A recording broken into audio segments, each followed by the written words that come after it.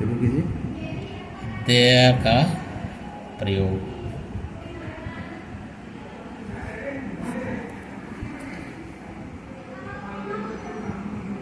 There का प्रयोग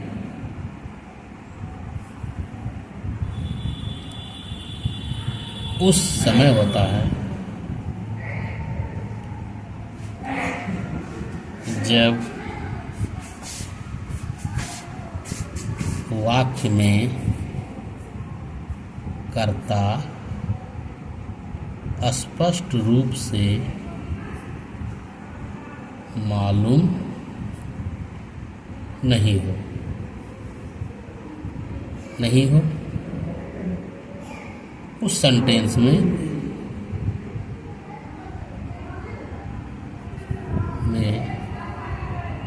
कर्ता देयर को बनाते हैं। एक वचन में देयर के साथ इज का प्रयोग करते हैं। उदाहरण के लिए एक राजा है, एक किसान है, एक गाय है। इस तीनों सेंटेंस में कर्ता स्पष्ट मालूम नहीं पड़ रहा है कि यहाँ आई, वी, यू, दे या कोई नाम है या यह दिस, दैट या दिस, दोज है कोई। तो इस परिस्थिति में हम लोग यहाँ पर कर्ता देयर को बना करके सेंटेंस को पूरा करते हैं। और देयर एक वचन में इज का प्रयोग करते हैं। देयर इज तब बनाएंगे एक राजा, एक अंग्रेजी ए का राजा का king, there is a king. उसी तरह से दूसरा सेंटेंस है एक किसान है, तो फिर उसी तरह से देयर को कर्ता बनाएंगे, इज का प्रयोग करेंगे, ए फार्मर, एक किसान। एक गाय है, देयर का प्रयोग, देयर इज ए काउ। इस तरह से देयर का प्रयोग हम लोग एक वचन में करते हैं और उसके साथ इज का प्रयोग करते हैं। फिर देयर का प्रयोग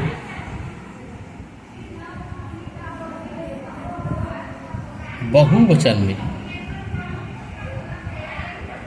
करने पर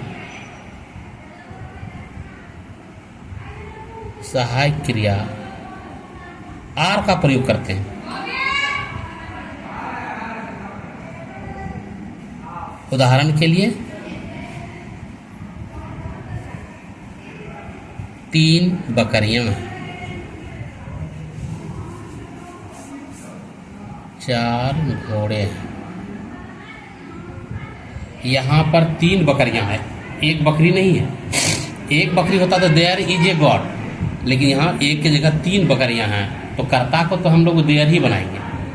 काय का कर्ता तो स्पष्ट रूप से मालूम है नहीं, तो देयर का प्रयोग यहाँ भी करेंगे देयर, लेकिन देयर के साथ हम लोग इज का प्रयोग करते थे पहले, लेकिन यहाँ बहुवचन होने के कारण आर का प्रयोग करेंगे। देयर, बकरी का इंग्लिश होता है गॉड, एक बकरी नहीं है इसलिए इसमें एस का प्रयोग करेंगे, गॉड्स करेंगे।